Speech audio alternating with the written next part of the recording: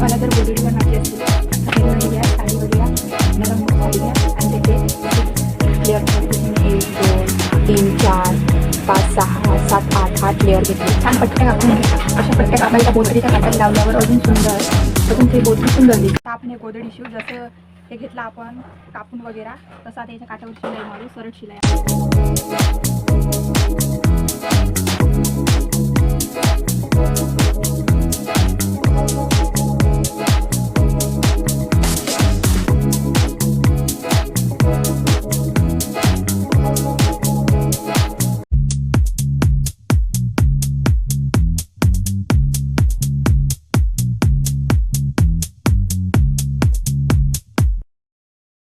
अशा 6 शिलाई मारून घ्या.